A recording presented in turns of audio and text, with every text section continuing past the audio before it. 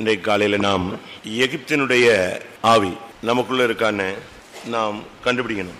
எகிப்தியருடைய ஆவி அது நமக்குள்ள இருந்துச்சுன்னு சொன்னா நம்முடைய வாழ்க்கையில இல்லாவிட்டால் நம்முடைய ஊழியத்தில் எவ்வளவு பாதிப்பு இருக்கும் அப்படிங்கிறத கண்டுபிடிச்சிடலாம்.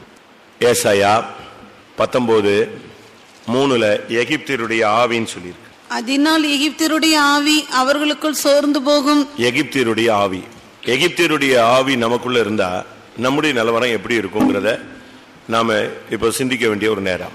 நம்ம ஆவிக்குரியவர்கள் தான், ஆனா சில நேரங்களில் நாம எகிப்துக்குள்ள போறோம். ஆபிரகாம் எகிப்துக்குள் போனான், யோசேப்பு எகிப்துக்குள் போனான், இயேசு எகிப்துக்கு போனார். இருக்கா? ஆதியாகமத்தில் பார்த்தீங்கன்னு சொன்னா ஆபிரகாம் பஞ்சம் அதிகமான போது அவன் எகிப்துக்கு போனதாக நாம் படிக்க முடியும். அவனுக்கு இருந்த அடிமை பெண் எகிப்திய பெண்ணாக இருந்தாள். ஆசிங்க இருக்கா? அப்படி இல்லையா? ஆதியாகமம் 12:11 அவன் எகிப்துக்கு சமீபமாய் 10 அத்தேசத்திலே பஞ்சம் உண்டாயிற்று. தேசத்திலே பஞ்சம் கொடிதாய் இருந்தபடியால் ஆபிராம் எகிப்து தேசத்திலே தங்கும்படி அவ்விடத்துக்கு போனான். எகிப்துக்கு போகணுங்கிற ஒரு தாட் அவனுக்கு இருந்துச்சு. அங்கே போனா அங்கே பிரச்சனைகளை சந்திச்சான். அந்த ஆவிகள் அவனோடு பயங்கரமாக போராடினது. அடுத்து ஆதியாகமத்தில் நாம் பார்க்கும் பொழுது யோசேப்பு அவன் எகிப்தினிடத்தில் விற்கப்பட்டு 37:28 அந்த வர்த்தகரான மீதியானியர் கடந்து போகிற போது அவர்கள் யோசேப்பை அந்த குழியிலிருந்து தூக்கி எடுத்து அவனை இஸ்மவேலர் கையில் 20 வெள்ளிக்காசுக்கு விற்று போட்டார்கள். அவர்கள் யோசேப்பை எகிப்திற்கு கொண்டு போனார்கள். 39:1 யோசேப்பு எகிப்துக்கு கொண்டு போகப்பட்டான். அப்போ யோசேப்பு போயிருக்கிறான், ஆபிரகாம் போயிருக்கிறாப்ல. ஆதியாகமத்தில் யோசேப்பு யாக்கோபு எகிப்துக்கு போறதுக்கு கொஞ்சம் யோசிச்சான். என்ன பண்றது, போறது சரிதானா, அது சரியா வருமா, அது ஏதாவது பிரச்சனை ஆயிடுமா, அப்படி ஒரு போராட்டம் வந்தது. 46:3 அப்பொழுது அவர், நான் தேவன், நான் உன் தகப்பனுடைய தேவன், நீ எகிப்து தேசத்துக்கு போக பயப்பட வேண்டாம், அங்கே உன்னை பெரிய ஜாதியாக்குவேன், நான் உன்னுடனே எகிப்துக்கு வருவேன், நான் உன்னை திரும்பவும் வர பண்ணுவேன். பாத்தீங்களா? அப்போ எகிப்துக்கு போக கூடாதுன்னு இல்ல, நம்ம இந்த உலகத்துலதான் இருக்கிறோம். உலகத்திலே இருக்க கூடாதுன்னு பைபிள் சொல்லல. உலகத்துலதான் இருப்பீங்க, ஆனா நீங்கள் உலகத்தார் அல்ல. இந்த உலகம் ஒரு எகிப்து, இது வித்தியாசமான ஒரு இடம். நம்ம இதுலதான் இருப்போம். ஆனா இந்த ஆவி நமக்குள்ள என்ன செய்யக்கூடாது, எகிப்தியருடைய ஆவி நமக்குள்ள வரக்கூடாது. மத்தேயு எழுதின சுவிசேஷம் 2:14-15 அவன் எழுந்து இரவிலே பிள்ளையையும் அதன் தாயையும் கூட்டிக் கொண்டு எகிப்துக்கு புறப்பட்டு போய் ஏரோதின் மரண பரியந்தம் அங்கே இருந்தான். எகிப்திலிருந்து என்னுடைய குமாரனை வரவழைத்தேன் என்று தீர்க்கதரிசியின் மூலமாய் கர்த்தரால் உரைக்கப்பட்டது நிறைவேறும்படி இப்படி நடந்தது. இயேசு கிறிஸ்து எங்க போனாரு? எகிப்துக்கு போனார். இவங்கெல்லாம் எகிப்துக்கு போனாங்க, ஆனா எகிப்தியருடைய ஆவினால் இவங்க என்ன செய்யல, தாக்கப்படவே இல்லை. அதுபோல நமக்கும் இந்த உலகத்தில் இருக்கிறோம், ஆனா உலகத்தினுடைய எந்த விதமான தாக்குதலும் நமக்குள்ள என்ன செய்யக்கூடாது, செயல்பட்டு விட கூடாது. நான் எகிப்தியருடைய ஒரு 20க்கு மேற்பட்ட தன்மைகளை உங்களுக்கு இப்ப சொல்றேன். எனக்குள்ள இருக்கான்னு பார்ப்போம், நமக்குள்ள இருக்கான்னு பார்ப்போம், உங்களுக்குள்ள இருக்கான்னு பாருங்க. இவைகளை வச்சுக்கிட்டு எகிப்தியருடைய ஆவியோடு பரிசுத்த ஆவி இணைந்து என்ன செய்ய முடியாது, செயல்பட முடியாது. அதனால இந்த விஷயத்துல நம்ம ரொம்ப கவனமாக இருக்க வேண்டிய ஒரு டைம். மறுபடியும் வருவோம். ஆதியாகமம் 39:1 யோசேப்பு எகிப்துக்கு கொண்டு போகப்பட்டான். பார்வோனுடைய பிரதானியும் தலையாரிகளுக்கு அதிபதியுமாகிய போத்திபார் என்னும் எகிப்து தேசத்தான் அவனை அவ்விடத்திற்கு கொண்டு வந்த இஸ்மவேலரிடத்தில் விலைக்கு வாங்கினான். எகிப்தியருடைய முதல் சுபாவம் ஒருத்தனை விலைக்கு வாங்குறது, ஒருத்தனை பாக்கெட் பண்றது தான் அவனுடைய வேலை. காசு கொடுத்தோ பல்ல காட்டியோ சிரிச்சியோ பின்னாலேயே போயோ அது அப்படியோ நயவசனிப்பா பேசியோ அப்படி இப்படி அக்கா அண்ணன் மச்சான் மாமா அங்கிள் ஆன்டி என்னத்தையாவது ஒன்று சொல்லி எதுக்கு மயங்குறானோ அதை கொடுத்து க்ளோஸ் பண்ணி ஆளை இழுத்துறது தான் விலைக்கு வாங்குற ஆவி தான் எது? எகிப்தியருடைய ஆவி. எப்படி ஆயினும் விலைக்கு வாங்கிடணும், அதுக்கு என்னன்னாலும் செய்வாங்க. நமக்குள்ள அப்படிப்பட்ட ஆவிகளுக்கு நம்ம இடம் கொடுக்க கூடாது. யாரையும் விலைக்கு வாங்குற அந்த தன்மை இருக்கக்கூடாது.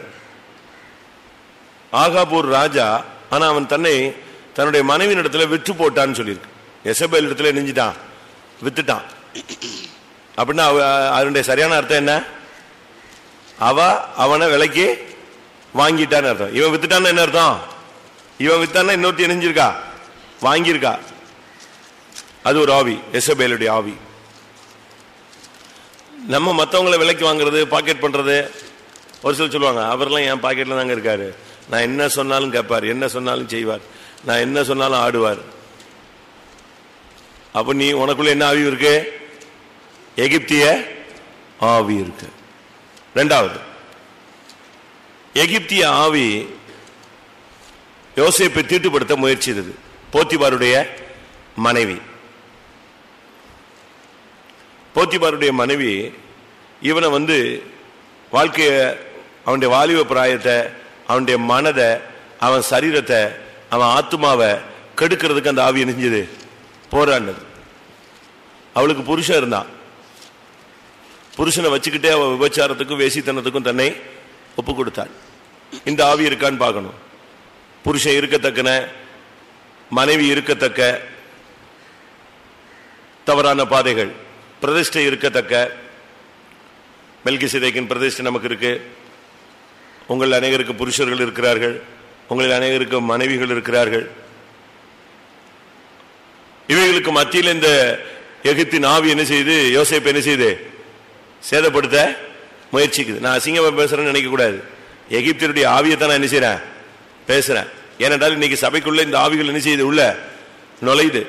புருஷனை வச்சுக்கிட்டே மனைவி வேற ரூட்ல போறது, மனைவி வச்சுக்கிட்டே புருஷன் வேற லைன்ல போறது. கேட்டா அவ கீழ்ப்படியல, அவ என்னோட ஒத்து வரல, சமாதானமா இல்ல, அவ எனக்கு பணிவிடை செய்யல, அவளை கட்டினதுல இருந்து என் வாழ்க்கை போயிடுச்சு, இந்த ஆளை கட்டினதுல இருந்து எனக்கு நரகமாயிடுச்சு.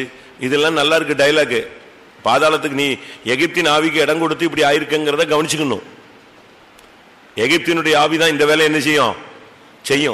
எபிரேயனுடைய ஆவி இந்த வேலை என்ன செய்யாது, செய்யாது. அவன் சொல்றான், இல்ல இல்ல தேவனுக்கு விரோதமா நான் பாவம் செய்வது எப்படி, வேண்டாம், நான் ஓடிடுறேன், நான் சிறைச்சாலை கூட போயிடுவேன், இந்த வீட்டில் கூட இருக்க மாட்டேன், நான் பாவம் மட்டும் செய்ய மாட்டேன். நமக்குள்ள இப்படிப்பட்ட ஆவிகள் இருக்கான்னு நம்ம கண்டுபிடிக்கணும். இதெல்லாம் வச்சுக்கிட்டு நம்ம ராபோஜனம் எடுக்கலாம், ஆவில் நிரம்பலாம், தசமாவும் கொடுக்கலாம், அந்நிய பாஷை பேசலாம், அதெல்லாம் ஒன்றும் இல்லை. இதுக்கும் அதுக்கும் தடை இல்லைங்கிற மாதிரி தான் போகுது. ஆனால் ஒன்று, எகிப்தியருடைய ஆவி நமக்குள்ள இருந்தா என்னைக்காவது ஒரு நாள் நம்ம என்ன செய்யும், நஷ்டப்படுத்தி விடும். அடுத்ததாக ஆதியாகமம் 43:32. எகிப்தியர் எபிரேயரோட சாப்பிட மாட்டார்கள். எகிப்தியர் எபிரேயரோட என்ன செய்ய மாட்டாங்க, சாப்பிட மாட்டான். இது அடுத்த ஒரு ஸ்பிரிட். அவன் கூட அவன் எவ்வளவு தாழ்ந்த ஆளு, அவன் என்ன ஜாதி, நம்ம வீட்டில் அவன் சாப்பிடலாமா, நம்ம அவன் வீட்டில் போய் என்ன செய்யலாம், சாப்பிடலாமா, அதெல்லாம் ஒத்துக்க மாட்டாங்க. பெந்தேகோஸ்ல பைபிள் எடுத்துட்ட பிறகு அவன் தாழ்ந்தவன், நீ உயர்ந்தவன், நீ உயர்ந்தவன், அவன் தாழ்ந்தவங்கிற அந்த கணிப்பே என்ன செய்யக்கூடாது, வரக்கூடாது. இதை உடைக்கிறதுக்கு தான் கர்த்தருடைய பந்தியில எல்லாரும் ஒரே ஞான போஜனத்தை எடுக்கிறது. புரியுதா? ஒரே பிரெட்டை பிச்சு கொடுக்கறதுக்கு காரணம், நாம எல்லாரும் என்னது, ஒரே சரீரம், ஒரே கப்பல எல்லாரையும் பானம் பண்றது என்னன்னா, நாம் எல்லாரும் என்ன செய்யறோம், அநேகராகிய நாம் ஒன்றாக்கப்படுகிறோம். எதுலதான்? இந்த கர்த்தருடைய பந்தியில தான்.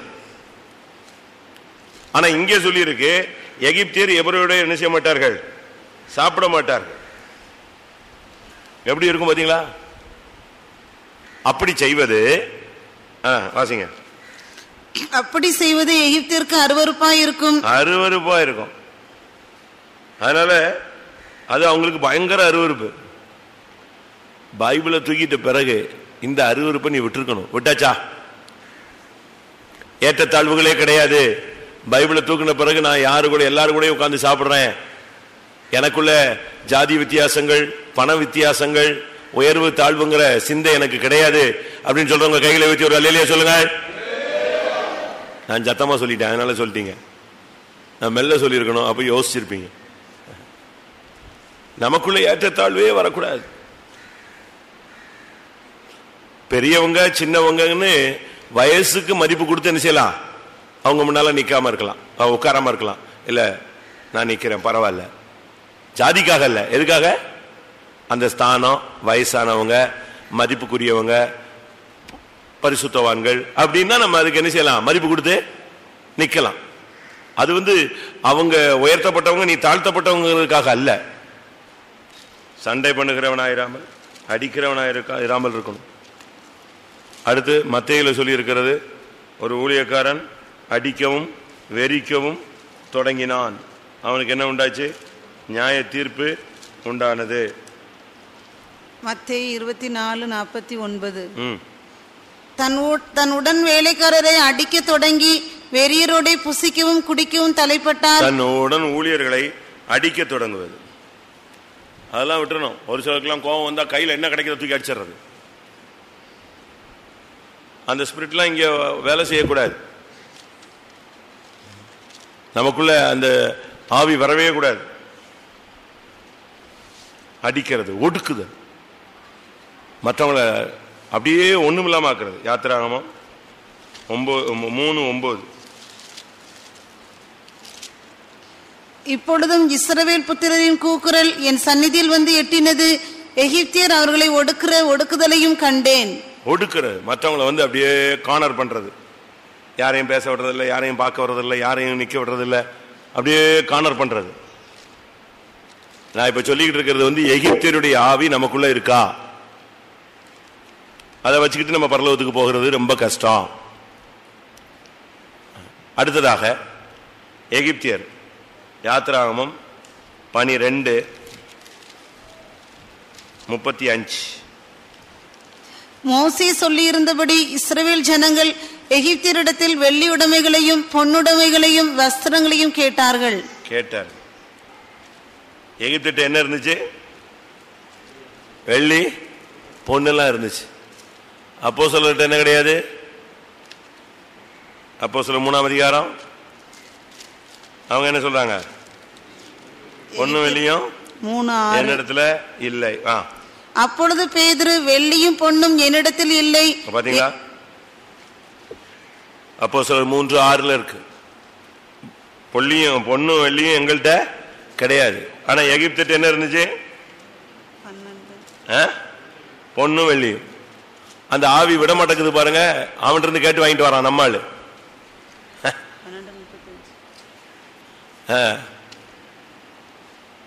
இப்ப இவ்வளவு பேர் இருக்கமே, எத்தனை பேர் வீட்டுல பொண்ணு வெள்ளியும் இல்லைன்னு சொல்லுவீங்க? பொண்ணு வெள்ளியும் என் வீட்டுல இல்ல, பேங்க்ல கூட என் பேர்ல லாக்கர்ல இல்ல, கொஞ்சம் பேர் தான். இன்னும் ஒரு சிலர்லாம் ரேட் ஏறிக்கிட்டு இருக்குன்னு வச்சிருக்கான். ரேட் ஏறிக்கிட்டு இருக்குன்னு நெஞ்சிருக்காங்க, வச்சிருக்காங்க. பிஸ்கட்னா திங்கிற பிஸ்கட்ல தங்க பிஸ்கட் லாக்கர்ல வச்சிருக்காங்க. நம்ம ஆளுங்க போடுறது இல்லை, ஆனா ஸ்டாக்ல என்ன செய்யுது? இருக்கு பொன் வெள்ளி. அது பழைய காலத்துல அப்படி ஒரு பாலிசி இருந்துச்சு. நான் சிவகாசியில் இருக்கும்போது ஒரு இடம் வாங்குறதுக்காக அனௌன்ஸ் கொடுத்துருந்தோம். எவ்வளவு நகைங்க, எவ்வளவு வெள்ளி, எவ்வளவு பட்டு புடவைகள். நான் என்னடா இது பட்டு புடவை வித்திட்டு வராங்க, இதை கொண்டு காணிக்க கொடுக்குன்னு.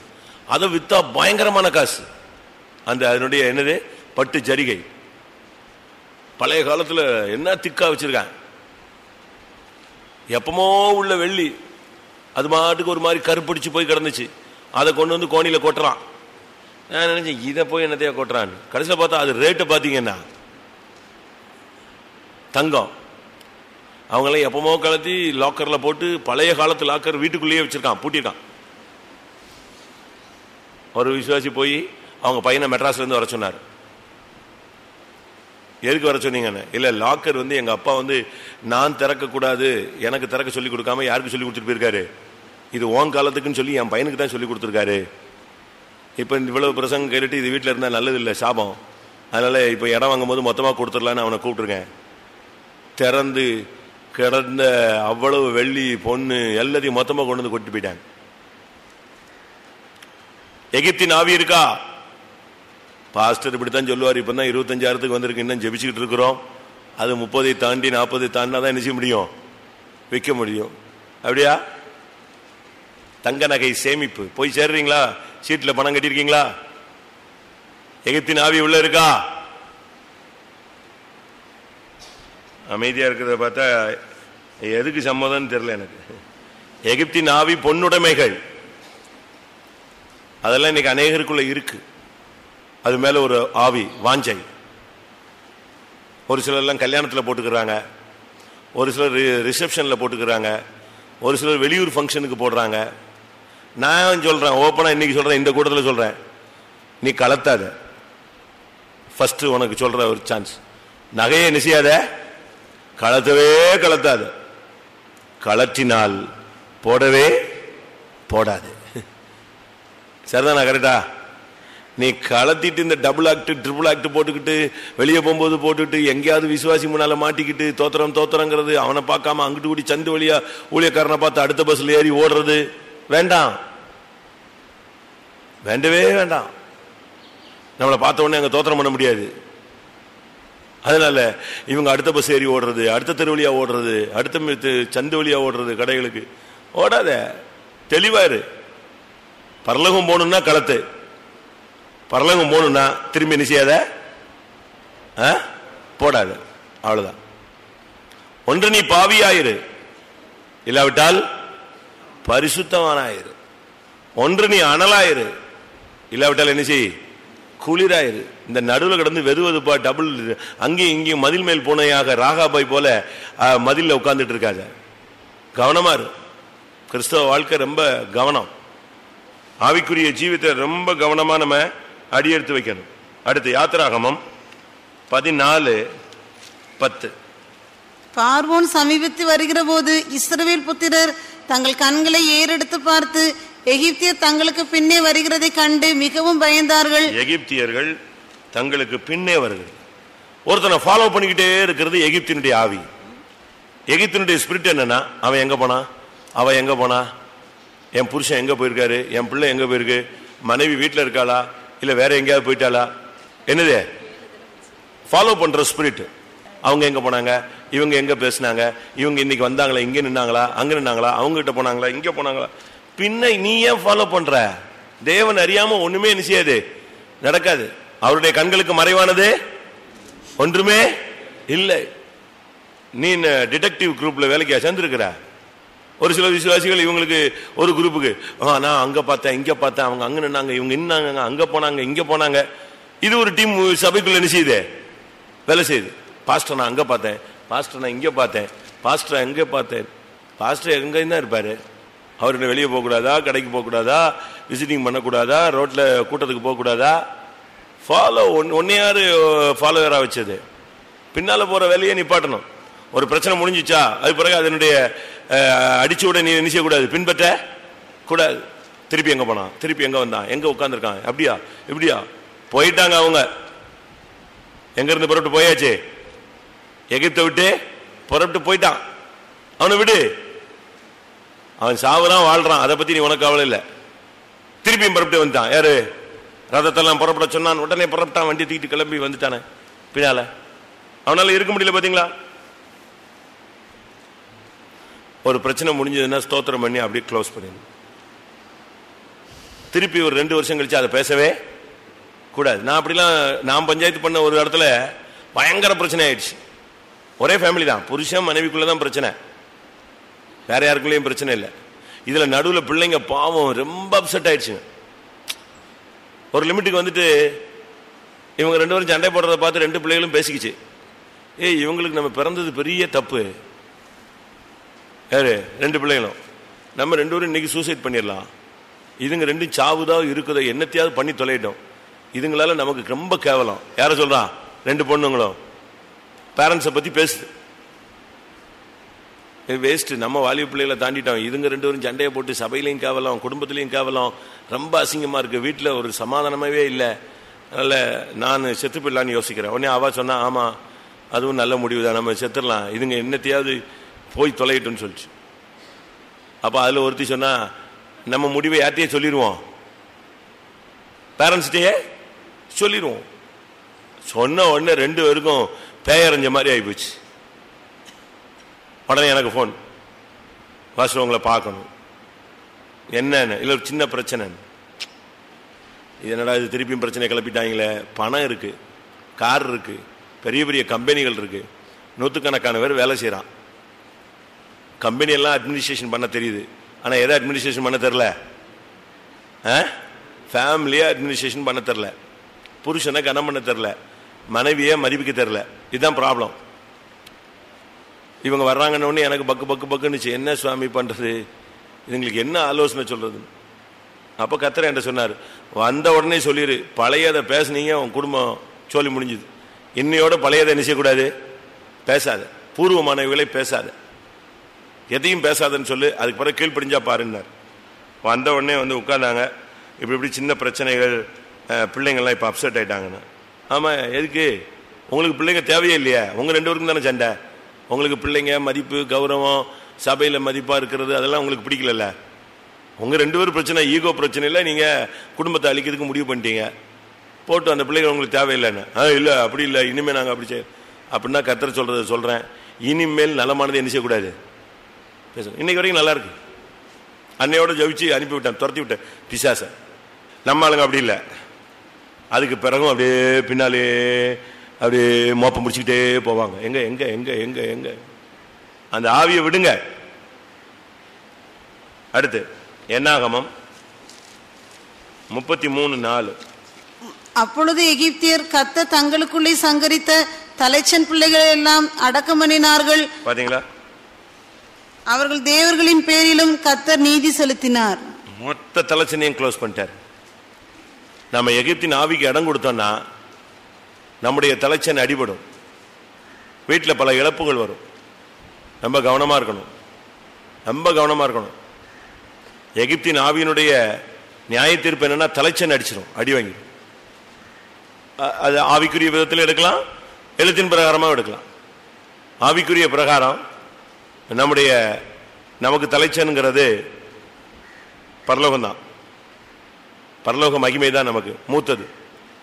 இளையதெல்லாம் என்னது, இந்த உலகத்தில் உள்ள ஆசீர்வாதம். எகிப்தியருடைய ஆவிக்கு இடம் கொடுத்தா சிங்காசனத்துக்கு போகக்கூடிய தலைச்சன் போயிடும், நித்திய ஜீவன் போயிடும்.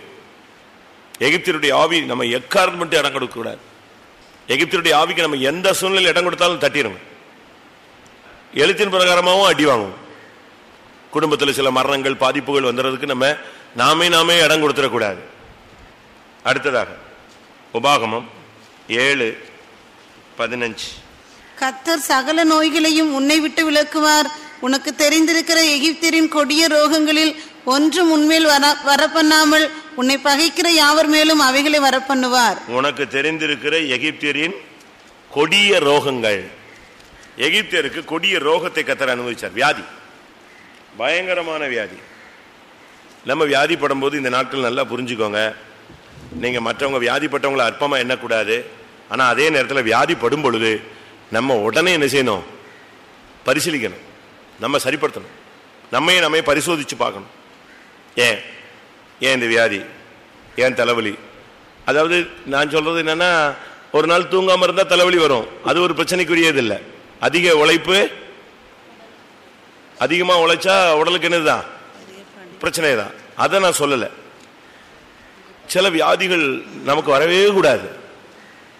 அப்படிப்பட்ட சில வியாதிகள் சிலருக்கு என்ன செஞ்சிருது, வந்துடுது.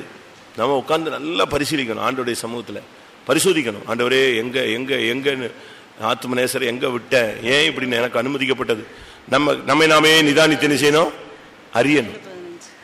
எகிப்திற்கு பயங்கரமான வியாதி, அப்படிப்பட்ட வியாதிகள் நமக்கு அனுமதிக்கப்படக்கூடாது. யோசுவா 24:5. வாதை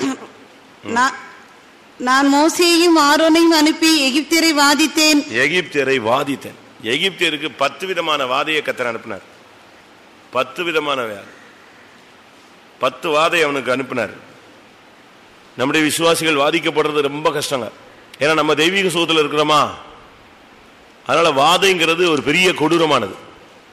வியாதி ஒண்ணு, வாதை வேற. வாதை தாங்கவே முடியாது. அதனாலதான் வாதை உன் கூடாரத்தை அணுகாதுன்னு ஆண்டவர் சொன்னார். வாதை வரவே கூடாது, கூடாரத்துக்கிட்டே வரக்கூடாது. அப்படியே ஒருத்தனை கழுத்தை பிடிச்சி நம்ம முன்னாலேயே கழுத்தை அறுத்த மாதிரி இருக்கும். அதான் வாதை. அந்த கொடூரமான சூழ்நிலையை தாங்க முடியாம, சகிக்க முடியாம புலம்பி தவிச்சு, விசுவாசத்தை விட்டு விசுவாசத்தை மறுதளிச்சு ஒரு நிர்பந்தமான சூழ்நிலைகளுக்கு கொண்டு போறதுதான் என்னது? வாதை. அந்த தவளை, பேனு, ரத்தமாய் மாறுறது, பயங்கரமான வண்டுகள், அப்படியே ஒரு மாதிரி வந்த உடனே அந்த ஜனங்கள் பார்வன்ட்டு போய் என்னத்துக்கு இவனங்களை வச்சுக்கிட்டு இருக்க, துரத்து. இந்த வாதை எங்களால நிச்சய முடியல, தாங்க முடியல. நாம் பாதிக்கப்படுகிற ஒரு சூழ்நிலைக்கு வரக்கூடாது. அதெல்லாம் எகிப்தினுடைய தாக்குதல். 1 சாமுவேல் 6ஆம் அதிகாரம் 6ஆம் வசனம். எகிப்தியரும் பார்வோனும் தங்கள் இருதயத்தை கடினப்படுத்தினது போல. உட்கார்றாங்க. இருதய கடினம். இருதய கடினம் ஒரு கொடூரமான சக்தி. அதாவது என்ன பிரசங்கம் கேட்டாலும் இருதயம் உடையாது, சிலுவையை பார்த்தாலும் இருதயம் நிச்சயாது உடையாது. எவ்வளவு பிரச்சனை வந்தாலும் மனம் திரும்ப மாட்டாங்க, கீழ்ப்படிய மாட்டாங்க, ஒப்பு கொடுக்க மாட்டாங்க, தாழ்ந்து போக மாட்டாங்க, மன்னிக்க மாட்டாங்க, மன்னிப்பு கேட்க மாட்டாங்க, ஒருத்தட்ட போய் ஒப்புரவாக மாட்டாங்க. அது என்ன ஆனாலும் சரி, அந்த ஸ்டபன் நேச்சர், வணங்கா கழுத்துள்ள ஜனங்கள். மார்க்கு 16:14 நினைக்கிறேன். உயிர்த்தெழுந்த இயேசு திரும்பி உயிர்த்தெழுந்த சூழ்நிலையில கூட இதைத்தான் கோவப்பட்டு சத்தம் போட்டார். சீசர்களை சத்தம் போட்ட காரியம் இதுல 2 காரியம். அதுல 1 இருதய கடினம். வாசிங்க மார்க் 16:14. அதன் பின்பு 11 வரும் போஜன பந்தியில் இருக்கையில் அவர்களுக்கு அவர் தரிசனமாகி உயிர்த்தெழுந்திருந்த தம்மை கண்டவர்களை அவர்கள் நம்பாமற் போனது நிமித்தம் அவர்களுடைய அவிசுவாசத்தை குறித்தும் இருதய கடினத்தை குறித்தும் அவர்களை கடிந்து கொண்டார். உயிர்த்தெழுந்த இயேசு சீசர்ல சத்தம் போட்ட ஒரு காரணம் இருதய கடினம். எவ்வளவு கர்த்தர் அவன்கிட்ட பேசுறாரு, பைபிள் படிக்கும்போது பேசுறாரு, தரிசனத்துல பேசுறாரு, தீர்க்கதரிசனத்துல பேசுறாரு, ஊழியக்காரன் மூலம் பேசுறாரு, மெசேஜ் மூலமா பேசுறாரு, பெரியவங்க மூலமா புத்தி சொல்ல வைக்கிறாரு. எவ்வளவோ காரியத்தின் மூலமா கர்த்தர் அவன்கிட்ட பேசுறாரு. கிருபையுள்ள தேவன், நீ விட்டுரு, மன்னிச்சிரு, சகிச்சிரு, மன்னிச்சிரு, தூக்கி விட்டுரு, எல்லாத்தையும் தூக்கி குப்பையில போடு எல்லாம் சொல்றாரு. திருப்பியும் கொஞ்ச நேரம் கழிச்சு இந்த நாய் கக்கனதை தின்ற மாதிரி டமால்னு மறுபடியும் பழைய லெவலுக்கு நின்னுக்கிற. வரக்கூடாது. அது நம்முடைய வாழ்க்கையில நம்ம இருதய கடினம் வரவே கூடாது. ஒரு சிலரெல்லாம் கர்த்தர் எவ்வளவோ சிட்சிக்கிறார். பார்வோனை போல சிட்சிக்கப்பட்டவங்க யாருமே கிடையாது. 10 வாதை நம்ம சொல்றோம், சும்மா சிம்பிளா சொல்லிக்கிறோம் 10 வாதைன்னு. தவளைன்னா 2 தவளை 3 தவளை இல்ல, எங்க ஃபுல்லா தவளை, தேசம் முழுவதும் சாப்பாடு பிளேட்ல குதிக்கும். அவன் அப்படி சாப்பாடு தூக்கி அனுப்பிச்சு ஓடி போயிடுவான். அங்க சிங்காசனத்துல அவன் மேலெல்லாம் குதிச்சுது. அவன் பார்த்தான். உடனே மோசையை கூப்பிட்டு, இன்னைக்கு இன்னோட விட்டுறேன், நீ உடனே ஜெபம் பண்ணுமா. ஜெபம் பண்ணி முடிச்ச உடனே பாப்பான், என்னடா அதுக்குள்ள தவளை போயிடுச்சு, எல்லாம் மேஜிக் தான் போல் இருக்கு, நம்ம ஜெயிச்சிடலாம், அதெல்லாம் விட முடியாதுமா. இருதயம் கல்லாய் போன விசுவாசிகளும் ஊழியர்களையும் வச்சுக்கிட்டு என்ன பிரசங்கம் பண்ணாலும், நான் 1.5 மணி நேரம் அல்லேலூயா பயங்கரமா கத்தினாலும் முழங்கால் போடுவேன்னா முழங்கால் போடாது. இது ஒரு பிடிவாத பிறவிகள், திமிர்வாத பிறவிகள்லாம் ரொம்ப இருக்கு. ஊழியத்திலையும் இருக்கு, வெளியே இருக்கு. எல்லாரும் முழங்கால் போடுவோம் அப்படின்னா அப்படின்னு உட்காந்துருக்கோம். இதெல்லாம் எகிப்தினுடைய ஸ்பிரிட்டுங்க. அப்படியே காலை முடக்க விடாது, இருதயத்தை கல்லாக்கி வச்சுட்டு உட்கார்ந்துட்டு இருக்கோம். அடுத்து சங்கீதம் 105:38. எகிப்தியர் அவர்களுக்கு பயந்ததினால் அவர்கள் புறப்பட்ட போது மகிழ்ந்தார்கள். எகிப்தியர் அவர்களுக்கு பயந்தார். சரியான ஒரு பயத்தை கர்த்தர் அவங்களுக்கு கட்டளையிட்டார். பயந்தபடினால் அவர்கள் விட்டாங்க. அவங்க புறப்பட்ட போது அவர்கள் மகிழ்ந்தார்கள். எகிப்தியருடைய ஆவி பயம். வெளியே மட்டும்தான் அது அப்படி இப்படிமா, ஆனா உள்ளுக்குள்ள என்னது, ஒரு அலர்ஜி, ஒரு பயம் இருந்துகிட்டே இருந்துச்சு. என்ன நடந்துருமோ, இப்படி போனா அப்படி ஆயிருமோ, அப்படி போனா இப்படி ஆயிருமோ, ஒரு பயத்தின் ஆவி. தேவன் நமக்கு பயமுள்ள ஆவியை கொடாமல் பலமும் அன்பும் தெளிந்த புத்தியுள்ள ஆவியையே கொடுத்திருக்கிறார். 2 தீமோத்தேயு 1:7. தேவன் நமக்கு பயமுள்ள ஆவியை கொடாமல் பலமும் அன்பும் தெளிந்த புத்தியுள்ள ஆவியையே கொடுத்திருக்கிறார். நீங்க பயப்படவே கூடாது. எகிப்தியர் அடி வாங்கினா பயந்துருவான், கொஞ்சம் கொஞ்சமா பயப்படும். அடுத்ததாக ஏசாயா 19:2. சகோதரனுடைய சகோதரனும் சிநேகிதனுடைய சிநேகிதனும் பட்டணத்தோட பட்டணமும் ராஜ்யத்தோட ராஜ்யமும் யுத்தம் பண்ணும்படியாய் எகிப்தியரை எகிப்தியரோட போர் கலக்க பண்ணுவேன். எகிப்தியரை அவனுடைய ஆவி எப்படி எகிப்தியர்கிட்டயே சண்டை போடுவான். விசுவாசியோட சண்டை போடுறான், ஊழியக்காரங்களோட சண்டை போடுறாங்க, ஊழியர்களும் விசுவாசிகளும் சண்டை போடுறாங்க, விசுவாசியும் சண்டை போடுறான். இது என்ன நிலவரம்? எகிப்தின் ஆவி பாருங்க, அவங்களுக்குள்ளே ஐக்கியராகுது. எகிப்தியரை எகிப்தியரோடு என்ன செய்வேன்? போர்க்கலக்க பண்ணுவேன். இன்னைக்கு அதுதான் நடக்குது. ஊழியக்காரங்களுக்குள்ளேயே ஏற்றத்தாழ்வுகள், குழப்பங்கள், வாக்குவாதங்கள், விசுவாசிகளுக்குள்ளேயே வாக்குவாதம். 12 சீஷர்கள், அதுல திடீர்னு ஒரு நாள் இயேசு முன்னால போயிட்டாரு, பின்னால ஒருத்தனை பிடிச்சு நெஞ்சிட்டு இருந்தான், தள்ளிட்டு இருந்தான். இயேசு கேட்டார், என்னப்பான்னு. உடனே அவங்க இல்லை ஒன்றும் இல்லை நாங்க உங்களில் யாராவது பெரியவனா இருக்கணும்னு ஆசைப்பட்டா என்ன செய்ய? பணிவிடைக்காரனாரு. ஏன் பெரியவனா இருக்கிறேன்னு சண்டை போட்டு சுத்திட்டு அலையிறீங்க? எதுக்கு இப்போ நீ இருக்கிறதே 12 பேர், இதுல பெரியவன் என்ன? கிரீடமா கொடுத்துட்றாங்க. வாசிங்க, ஒருவர் தள்ளி கொண்டு வருவாங்க. இயேசு கேட்டார், என்ன விஷயம், என்ன, யார் பெரியவன் என்று அவர்களுக்குள்ளே வாக்குவாதம் உண்டாயிற்று. லூக்கா 22:23. அப்பொழுது அவர்கள் நம்மில் யார் அப்படி செய்வான் என்று தங்களுக்குள்ளே விசாரிக்க தொடங்கினார்கள். அன்றியும் தங்களில் எவன் பெரியவனாய் இருப்பான் என்று அவர்களுக்குள்ளே வாக்குவாதம் உண்டாயிற்றா? தொடங்கிருச்சா? எத்தனை அதிகாரம்? 22-24.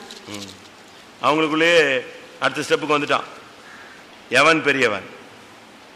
ஏசு சொன்னார், இது என்னப்பா தொடங்கிட்டீங்களே, நான் இருக்கும்போதே, நான் தலைவர் இருக்கும்போதே நீ இப்ப யார் பெரிய, யார் அடுத்த தலைவர் யாருங்கிறது பிரச்சனை பண்ணிட்டீங்களே. 26ஆம் வசனம், உங்களுக்குள்ளே அப்படி இருக்கக்கூடாது, உங்களில் பெரியவன் சிறியவனை போலவும் தலைவன் பணிவிடைக்காரனை போலவும் இருக்க கடவன். அதான் நமக்குள்ள விசுவாசிகள் என்ன பெரியவங்க சின்னவங்க, எல்லாரும் விசுவாசிகள். ஊழியக்காரங்கள் என்ன, எல்லாரும் ஒன்றுதான். நமக்குள்ள ஏற்றத்தாழ்வுகள் என்ன செய்யக்கூடாது, இருக்கக்கூடாது. இப்ப இவங்களுடைய இது என்னன்னா, அவங்களுக்குள்ளேயே சண்டை. எகிப்தியரோட போடுவான். அடுத்த வசனம் ஏசாயா 19:3. அதனால் எகிப்தியருடைய ஆவி அவர்களுக்குள் சோர்ந்து போகும். இன்னைக்கு அது ஒரு டிப்ரெஷன் ஸ்பிரிட் ரொம்ப பயங்கரமா வேலை செய்யுது. முந்தி சைக்காட்ரிஸ்ட் அப்படின்னா அந்த டாக்டரே வித்தியாசமா பார்ப்பானுங்க.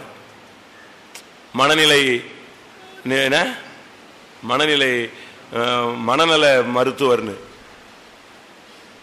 ஆளே போகாது.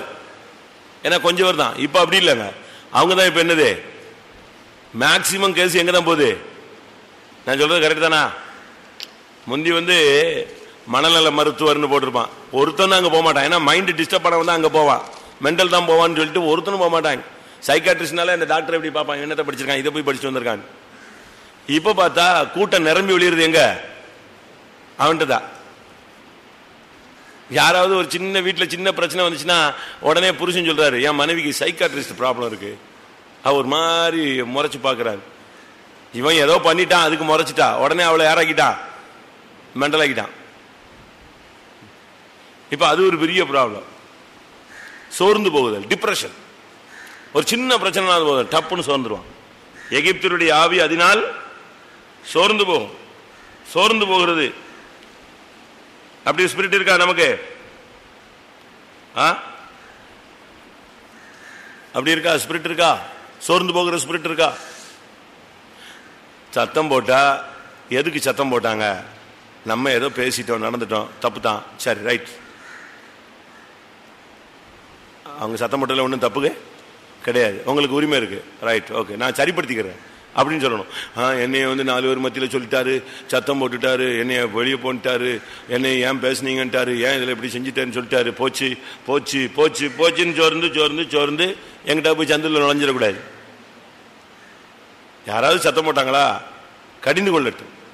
நீதிமான் என்ன செய்யட்டும்? கடிந்து கொள்ளட்டும். நான் ஏத்துக்கிறேன்.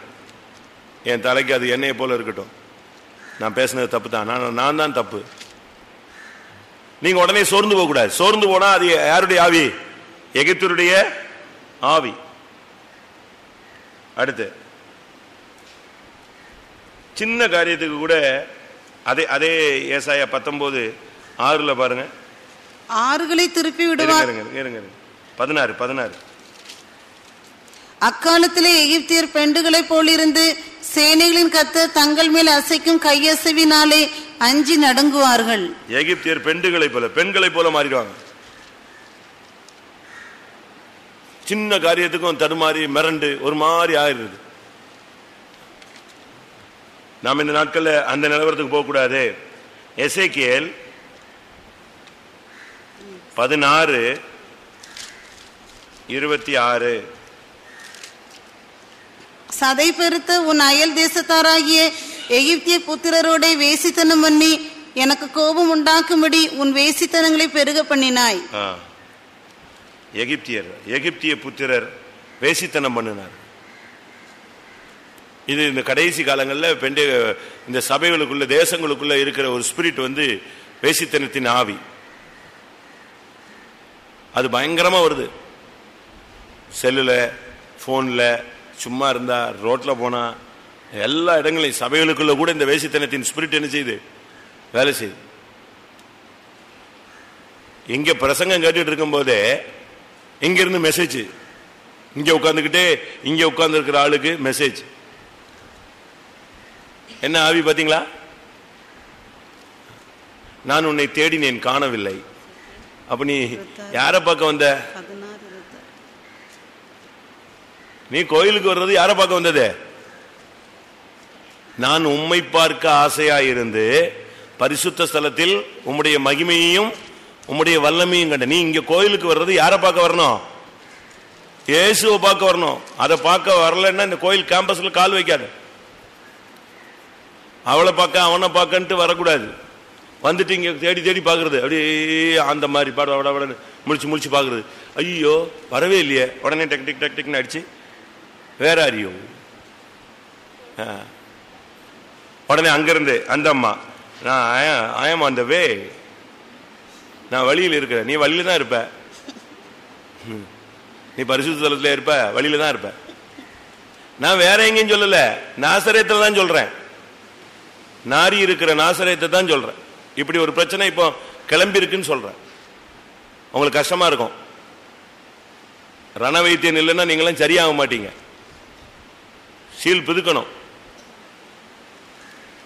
யாராவது வர்றான் வரல, நீ தேவசமூகத்தில் முழங்கால போட்டு முழங்கால ஓடிச்சு ஆசீர்வாதத்தை வாங்கிட்டு வீட்டுக்கு போறதை விட்டுவிட்டு, யாரு வரல யாரு வந்தா என்ன ஏதுன்னு நீ போனை போட்டுக்கிட்டு சபையை குழப்பிக்கிட்டு குடும்பங்களை குழப்பிக்கிட்டு குடும்பத்தை கவுத்துக்கிட்டு இங்க உட்கார்ந்துட்டு இருக்கிற. கவனமா இருக்கணும். ஆண்டவர் எல்லாத்தையும் பார்த்துட்டே இருப்பாருங்க. ஒரு டைம் வரும்போது அப்படி லைட்டா கையை அசைச்சிருவாரு, அவ்வளவுதான், முடிஞ்சு போச்சு. அவன் சாப்டர் தட்டி விட்டுருவாரு. இறக்கத்துக்கும் ஒரு என்ன இருக்கு, சமுத்திரத்துக்கு என்ன உண்டு, ஒரு கரை உண்டு. அந்த கரையை தாண்டினா சுனாமி எங்க நிற்கும்?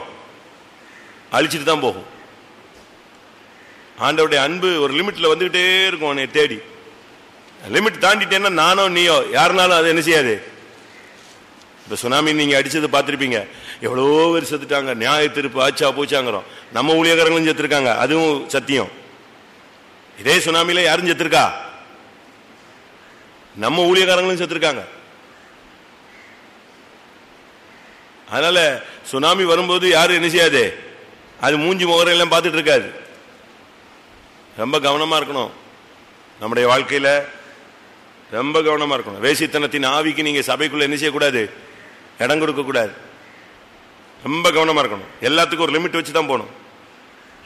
நான் அதனால தான் இந்த அங்கிள் ஆண்டினாலே எனக்கு பேய் பிடிச்சாத மாதிரி இருக்கும்.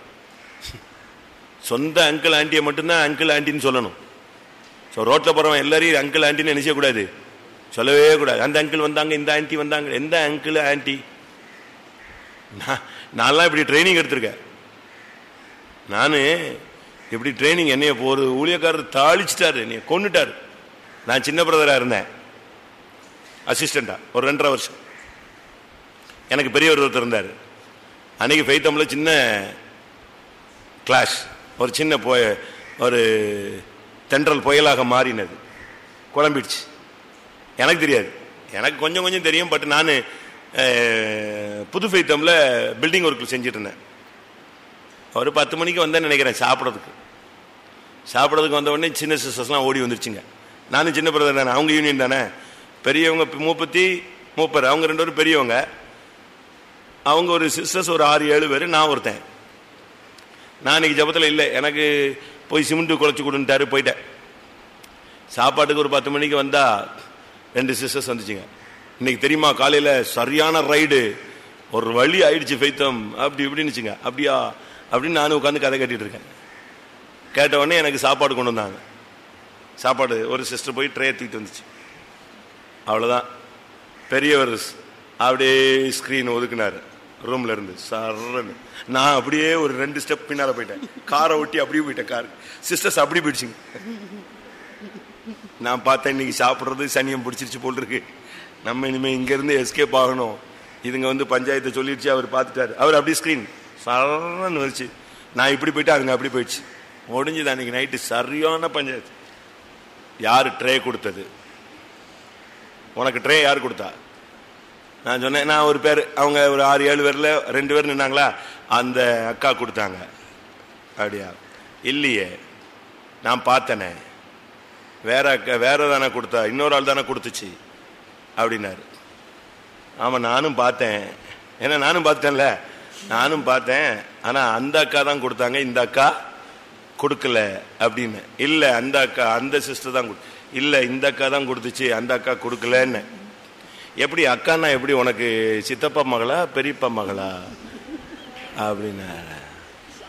எனக்கு அப்பந்தான் இந்த அக்காவுடைய அர்த்தமே கண்டுபிடிச்சேன் நான்.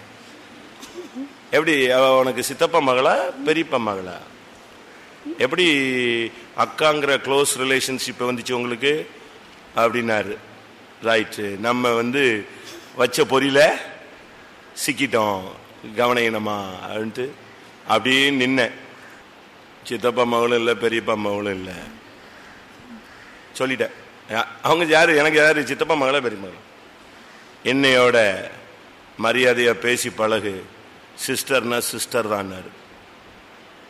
ரைட் சரின்னு சொல்லிட்டு சமாதானமாக போயிட்டேன். சாயங்காலத்திலிருந்து இன்று வரை எல்லாருமே சிஸ்டர் என்று நான் அழைக்கிறேன். இன்னைக்கு வரைக்கும் எல்லாரும் யார் தான்? சிஸ்டர் தான். அன்னையோட விட்டேன். ரைட்டு, இனி அக்காவும் வேண்டாம் தங்கச்சி. ரொம்ப வயசு கூடினவங்களை மட்டும்தான் அக்கான்னு சொல்லுவேன். ரொம்ப அளவுக்கு மிஞ்சி வயசு கூடினவங்கள தான் யாரு டீசெண்டா பேசிட்டு போயிடுறது. அன்னையோட எது போயிடுச்சு? அவர் சொல்றாரு, இந்த அக்கா அண்ணன் அப்படியே பின்னால போறதெல்லாம் க்ளோஸ் ரிலேஷன்ஷிப். நீ அந்த பார்டர்லயே நில்லு, நல்லதுதான். அதனால தான் இந்த அங்கிள் ஆன்டிங்கிறதுலாம் நான் சும்மா ரோட்ல போறவன் வந்து அந்த நட்டு மாட்ட வருவான், அந்த அங்கிள் நட்டு மாட்ட வந்தாரு, அந்த அவன் நட்டு தானே மாட்ட வந்திருக்கான், அவனுக்கு எதுக்கு அங்கிள் பேர் கொடுக்குற? நான் சொல்றது சரியா தப்பா? கீரை விற்கிறவளும் ஆண்டி, சொந்தக்காரியும் ஆண்டி, பேப்பர் போடுறவனும் அங்கிள், எலக்ட்ரீஷியனும் அங்கிள். இதெல்லாம் விடுங்க, கரெக்டா நிப்பாட்டுங்க. கரெக்டா நிப்பாட்டினீங்கன்னா நீங்களும் நல்லா இருப்பீங்க, உங்க பிள்ளைகளும் நல்லா இருக்கும். இல்லைன்னா அப்படி இப்படி சுத்தி சுத்தி கடைசியில பாஸ்டர் ஜோயல் சொல்வார், இப்படி போய் அப்படி போய் அப்படி போய் இப்படி போய் இப்படி வந்துருச்சும்பாரு. அது புரியாது நமக்கு. அவர் சொல்ற அதே மாதிரி இந்த ஆன்டி அங்கிள் இப்படி போய் அப்படி போய் அப்படி போய் இப்படி போய் ஒரிஜினல் ஆன்டி ஆங்கிளா மாறிடுவாங்க, உண்மையான ஆங்கிளா மாறிடுவான், ஆன்டியா மாறிடுவான். அப்படி வர வேண்டாம். பிரதர்னா பிரதர், சிஸ்டர்னா சிஸ்டர், பாஸ்டர்னா பாஸ்டர், அதுலயே நில்லு. அந்த ட்ராக்கை விட்டு லெப்ட் ரைட் என்ன செய்யாத, எடுக்காத. நான் சொல்றது சரின்னு சொல்றவங்க அல்லையா சொல்லுங்க. இனிமே இதை ஃபாலோ பண்ணுங்க, நான் செக் பண்றேன். சரி, அடுத்து அப்போஸ்தலர் 7ஆம் அதிகாரம் 22ஆம் வசனம். மோசே எகிப்தருடைய சகல சாஸ்திரங்களிலும் கற்பிக்கப்பட்டு வாக்கிலும் செய்கையிலும் வல்லவனானான். மோசே சகல சாஸ்திரங்களையும் கற்று தேர்ந்திருந்தான். எகிப்தினாலே சாஸ்திரம் தான். கூப்பிட்டா போதும். பார்வனுக்கு முன்னால மோசே ஆரோனும் நின்ன உடனே பார்வான் அடுத்த கூப்பிட்ட ஆள் யாரதான்? ஜோசியக்காரனை கூப்பிடு, சாஸ்திரியை கூப்பிடு, குறி சொல்றவனை கூப்பிடு. இவன் என்ன ஒரு கம்பை கொண்டு வந்திருக்கான், கம்பை தூக்கி போட்டா என்ன ஆகுது? பாம்பாயிடுச்சு. அவன் என்ன பண்றான்? கூப்பிடுனா அவன் வந்து டக்குன்னு போட்டான். அதுவும் என்ன ஆயிடுச்சு? பாம்பாயிடுச்சு. அவனுக்கு கூடயே யாரதான் வச்சிருக்கான்? நீ பெந்தைகோஸ்ல வந்துட்ட பிறகு இந்த சாஸ்திரம், குறி சொல்றது, அஞ்சனம் பாக்குறது அதுக்கெல்லாம் போக கூடாது. இந்த கிறிஸ்டோபர்னு ஒருத்தர் எழுதியிருக்காரு, திருமறை அறிஞர்னு ஒருத்தர் இருப்பான் கிறிஸ்டியன் வேர்ல்டுல. கிறிஸ்டோபர்னு கேள்விப்பட்டிருக்கீங்களா? அவர் ஒரு ஃபேமஸ் பிரீச்சர், இறந்துட்டாரு. அவர் சொல்றாரு, பெந்தைகோஸ்ல கூட இப்படி கோடாங்கிகள் வந்திருக்காங்கிறான். பெந்தைகோஸ்லே குறிகாரர்கள் இருக்கிறாங்கன்னு சொல்லி ஒரு புக்கில் எழுதியிருக்கான். என்கிட்ட இருக்கு அந்த புக். கிறிஸ்தவ கோடாங்கிகள். கர்த்தர் அப்படி சொன்னார், இப்படி சொன்னார், அதை சொன்னார், இதை சொன்னார், அதை காட்டினார், இதை காட்டினார் அப்படின்னு சொல்றாங்க. இதை தேடி ஒரு குரூப் என்ன செய்யுது? சபையை விட்டு அவங்க பின்னால அலையுது. கிறிஸ்தவ கோடாங்கிகளுக்கு நீங்கள் எச்சரிக்கையா இருங்கள். எப்படி? இப்ப நம்ம ஆளுங்க பாதி பேர் நீங்க ஜெபம் பண்ணுங்க, என்ன சொன்னார்னு சொல்லுங்களேன். உடனே அவங்க சொல்லுவாங்க என்ன சொன்னார். உடனே அதுக்கு ஒரு 2 வசனம் சொல்லி விட்டா போதும். அடுத்த வாரம் இவன் வருவான் திருப்பி என்ன சொன்னாங்க. இப்ப எங்க வந்துருச்சு கிறிஸ்தவ கோடாங்கிகள்? நமக்கு அதெல்லாம் தேவையில்லை. சாஸ்திரம் பார்க்கறதெல்லாம் நமக்கு ஊழியத்தில் ஆகாது. விசுவாசிகள் சாஸ்திரம் பார்க்க, எகிப்தின் சகல சாஸ்திரங்களிலும் கற்று தேறினவர்கள். பாஸ்டர் ஜோயலுக்கு சொல்லுவார், இந்த டைம் பார்த்துட்டு வந்து என்கிட்ட கல்யாணத்தை பிக்ஸ் பண்ண வராத. என் டைரியில எது ஃப்ரீயா இருக்கோ அதுதான் என்னது? முகூர்த்தம். அவர் சொல்றது, என் டைரியில என்னைக்கெல்லாம் ஃப்ரீ இருக்கோ அதில், என்னைக்கு கல்யாணம் இல்லை, கூட்டம் இல்லை, என்னைக்கு ப்ரோக்ராம் இல்லாம ஊழியம் இல்லாம இருக்கோ அதெல்லாம் என்னது? முகூர்த்த நாள். அன்னைக்கு தான் டைம் தருவேன். நீ அங்க நல்ல நேரம் கெட்ட நேரம் இதெல்லாம் பார்த்துட்டு வந்தீங்கன்னா என்ன செய்யாது? தரமாட்டேன். அதை பார்த்து நான் என் டைரியில ஃப்ரீ தான் உன்னுடைய வாழ்க்கைக்கு முகூர்த்த நேரம், தேவ சமூகம். அவ்வளவுதான். நம்ம ஆளுங்க பாருங்க பயங்கரமா சாஸ்திரம் பாக்குறாங்க. பாக்குறீங்களா? இங்க வராங்க, கர்த்தர் என்ன பேசுறாரு, இங்க ரஃப் அண்ட் டப்பா அடிக்கிறானுங்க. சரி இது ஒத்து வராது, வேற எங்கேயாவது கூட்டத்துக்கு போவோம், அங்க எப்படி இருக்குன்னு பார்க்கலாம். என் மகளே என் மகனேன்னு யாராவது சொல்றானான்னு பார்ப்போம்.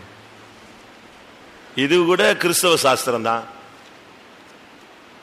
நம்முடைய வாழ்க்கையில நாம் சாஸ்திரங்கள்ல போகக்கூடாது. அடுத்ததாக எபிரேயர் 11:29. எபிரேயர் 11:29. விசுவாசத்தினாலே அவர்கள் சிவந்த சமுத்திரத்தை உலர்ந்த தரையை கடந்து போவது போல கடந்து போனார்கள். எகிப்தியர் அப்படி செய்ய துணிந்து அமிழ்ந்து போனார்கள். துணிஞ்சு எதனாலும் செய்யறது, எதனாலும் பேசுறது. நான் இன்னைக்கு சொல்றேன், நீங்க பேசுற எல்லா வார்த்தையும் எனக்கு வருது. இதுக்கு நெட் எல்லாம் தேவையில்லை. நெட் இல்லாமலே ஒர்க் பண்ணும். சேட்டலைட் தேவை கிடையாது. எல்லா மெசேஜ் எங்க வந்துடும்? நீ என்ன பேசின, உன் பிள்ளை என்ன பேசின, உன் புருஷன் என்ன பேசினா, உன் மனைவி என்ன பேசினா, எல்லார பத்தி உள்ள கதைகள் வந்துகிட்டே இருக்கும். இல்லைன்னா நாங்கள் ஊழியம் செய்ய முடியாது. எல்லா செய்தியும் கரெக்டாக வந்துட்டு இருக்கும். எங்க எங்க எங்க எங்க என்ன கொஞ்சம் லேட்டாக கிடைக்கும், இல்லை கரெக்டாக ஸ்பாட்டாக கரெக்ட் டயத்தில் கிடைக்கும். துணிந்து நம்ம பேசக்கூடாது எதையுமே. அது சவுலின் ஆவி.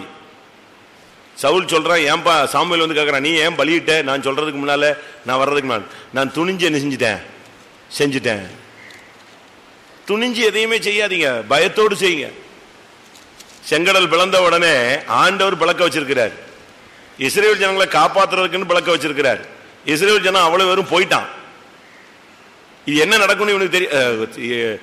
செங்கடலை பிளந்தவருக்கு செங்கடலை மூட வைக்கவும் சக்தி உண்டு. தெரிய வேண்டுமா தெரிய வேண்டாமா சொல்லுங்க. செங்கடல் பெரிய வருஷ கணக்கா இருக்கிறது, அப்படி 2ஆ பிளந்திருக்கு. அப்போ இந்த ஜனங்களை காப்பாத்துறாரு. போய் சொல்லிட்டு ஆண்டவர் யுத்தம் செய்யறாரு பேசாம வீட்டுக்கு போயிருக்கணும். துணிஞ்சு எங்க இறங்கிட்டான்? உள்ள இறங்கிட்டான். கர்த்தர் பார்த்தாரு, இவ்வளவு துணி உனக்கு இருக்கா, மூடு. மொத்தமா மூடி விட்டார். ரொம்ப கவனமா இருக்கணும். துணிஞ்சு நம்ம எதையுமே பரிசுத்த ஸ்தலத்தில் துணிஞ்சு எதையும் செஞ்சிடக்கூடாது. ஊழியத்தில் துணிஞ்சு கை போட்டுறக்கூடாது. துணிஞ்சு போய் நம்ம அதெல்லாம் ஒன்னாவது இல்லை 7 ஆகும். 7 ஆகும். ஒரு வழி பண்ணி விட்டுருவார் ஆண்டவர். துணிஞ்சு நம்ம தெய்வீகத்தில் தலையை போடக்கூடாது. ஏசாயா 36:6. இதோ நெறிந்த நாணல் கோலாகிய அந்த எகிப்தை நம்புகிறாய். எப்படி நெறிந்த நாணல் கோலாகிய எகிப்து. எகிப்தை பத்தி ஆண்டவர் சொல்ற வார்த்தையை பாருங்க. நெறிந்த நாணல் கோல். நாணல்னாலே அது அவ்வளவுதான். காத்து இப்படி அடிச்சா அப்படி ஆயும், தண்ணி இப்படி வந்தா அப்படி சாயும். அதுக்கு பேரே நாணல். அதுல வேற அது எப்படி இருக்கு? நெறிந்த நாணல் கோல். நம்ம இங்க தலையை காட்டுறது, வெளியே போன என்ன செய்யறது? வாழை காட்டுறது. இந்த விலாங்கு மீன் மாதிரிலாம் இருக்கக்கூடாது. நழுவி நழுவி நழுவி அங்க தலைய அங்க பார்த்தா தோத்திரம், இங்க பார்த்தா தோத்திரம், அங்க பார்த்தா பிரச்சனையில தலையிடுறது, வம்பு இழுக்கிறது, அங்க போறது, கதை அடிக்கிறது. டபுள் ஆக்ட்லாம் ஆகவே ஆகாது. 3 டைமென்ஷன் 4th டைமென்ஷன்லாம் நினைச்ச கூடாது. ஒர்க் பண்ணவே கூடாது. நாணல் கோலா இருக்கக்கூடாது. சாஞ்ச பக்கம் சாயிர செம்மறியாடு அப்படி வரக்கூடாது. நீ நாணல் கோல் அல்ல. சீமோன் என்று சொன்னால் என்ன பெயர்? என்ன அர்த்தம்? நாணல். இயேசுவிட்ட வந்த உடனே அவன் பேரை எப்படி மாத்தினாரு? கேபா, பேதுரு, பத்ரோஸ், பாறை. அவனுக்கு பேர் என்னது? நாணலா இருந்தவன பாறைன்னு அழைத்தார். எகிப்து நாணல் கோல். அதை வச்சு ஒண்ணுமே பண்ண முடியாது. அதுல ஒருத்தன் சாஞ்சானா தொலைஞ்சான், விழுந்துருவான். அதுல போய் ஒருத்தன் சாய முடியாது. வாசிங்க அந்த வசனம். இதோ நெறிந்த நாணல் கோலாகிய அந்த எகிப்தை நம்புகிறாய்.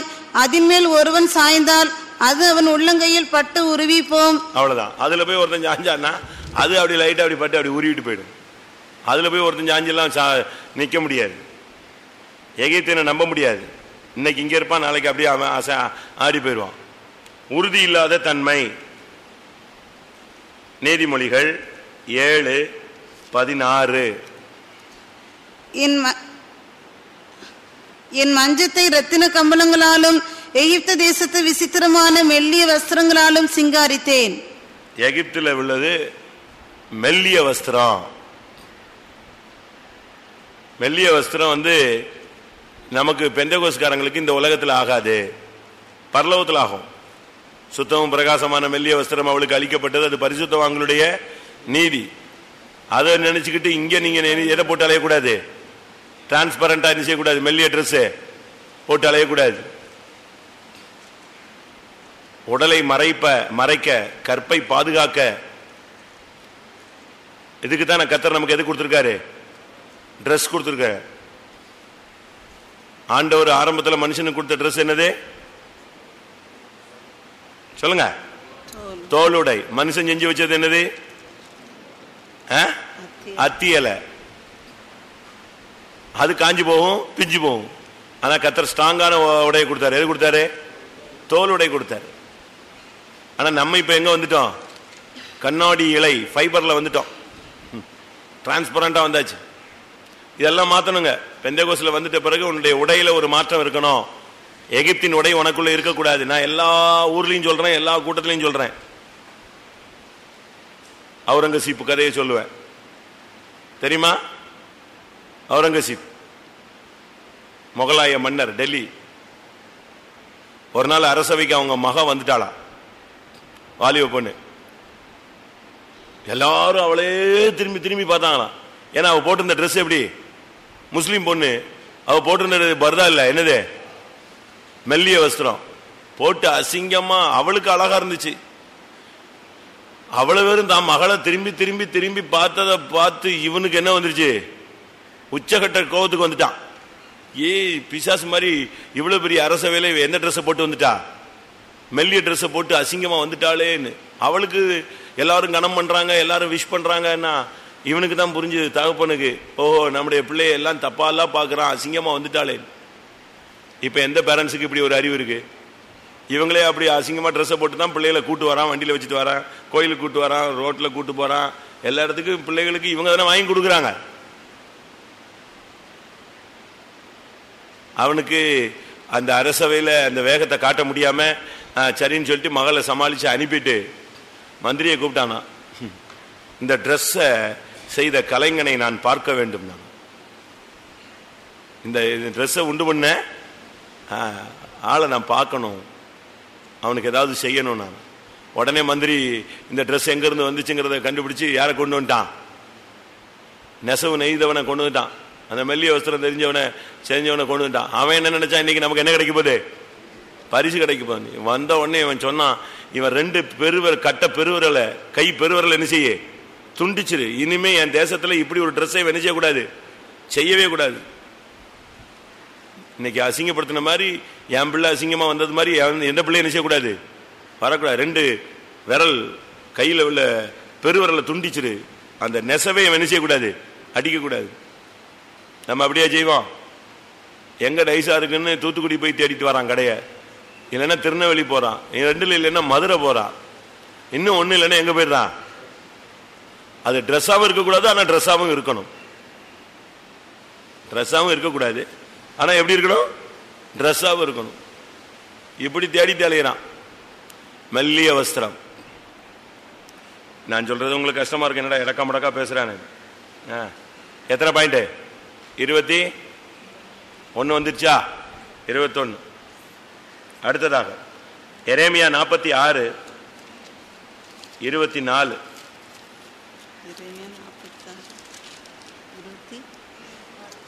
எகிப்தின் குமாரத்தி கலங்குவாள். அவளுடைய கேரக்டர் வந்து குழம்பிக்கிட்டே இருக்கு. 46:24. அவ சும்மா இருக்க மாட்டா, அவளுக்கு குழப்பம் வந்துகிட்டே இருக்கும். எகிப்தின் குமாரத்தி கலங்குவாள்.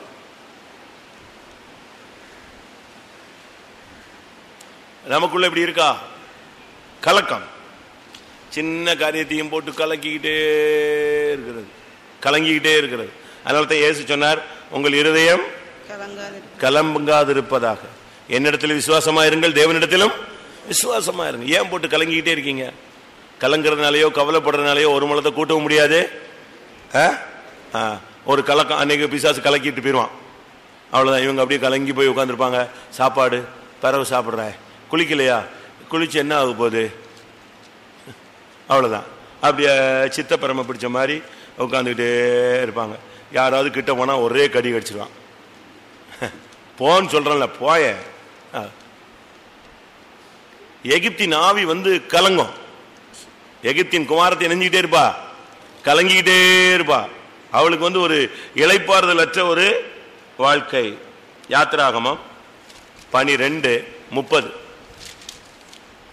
அப்பொழுது பார்வோனும் அவனுடைய சகல ஊழியக்காரரும் எகிப்தியர் யாவரும் ராத்திரியிலே எழுந்திருந்தார்கள். மகா கூக்குரல் எகிப்திலே உண்டாயிற்று. மகா கூக்குரல் வந்து எகிப்தினுடைய ஆவி.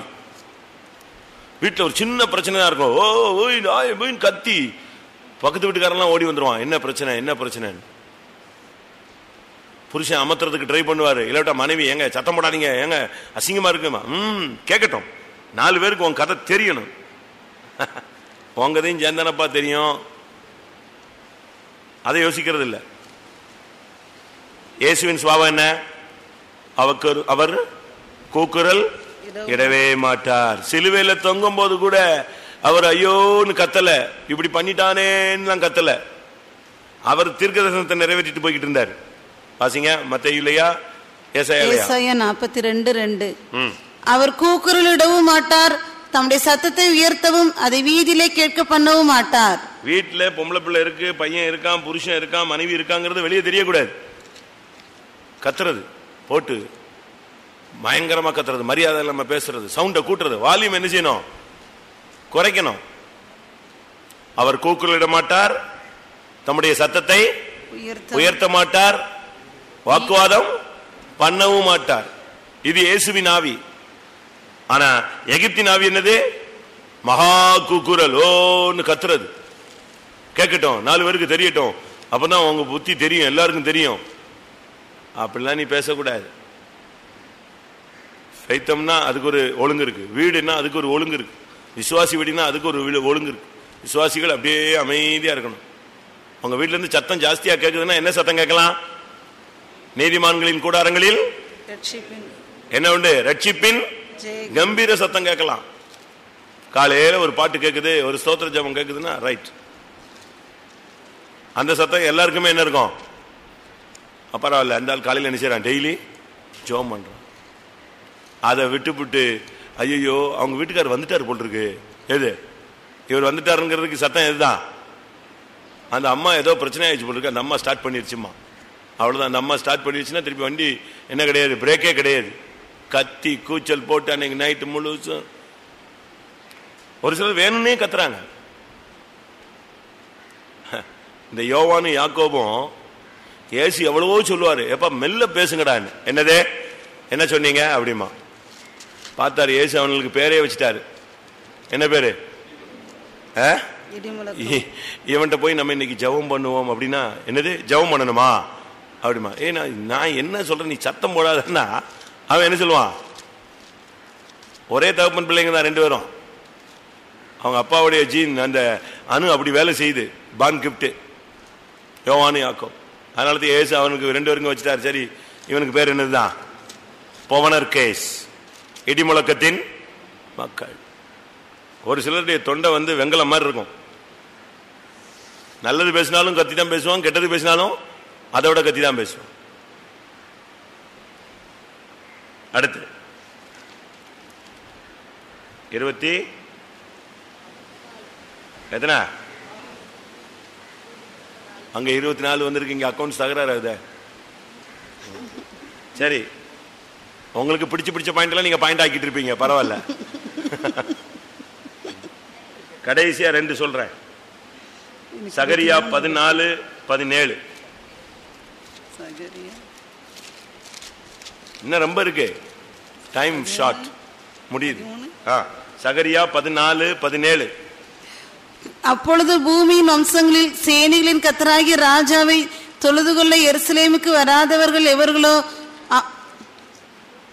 17 அதானா? எருசலேமுக்கு வராதவர்கள் எவர்களோ அவர்கள் மேல் மழை வர்ஷிப்பது இல்லை. மழை வர்ஷிக்காத எகிப்தின் வம்சம் வராமலும் சேராமலும் போனால். வர்ஷிக்காத இங்க 2 பாயிண்ட் இருக்கு. இவங்க எங்க வர்றதில்லை, தொழுது கொள்ள வர்றதில்லை. அதனால அவங்க மேல என்ன வராது?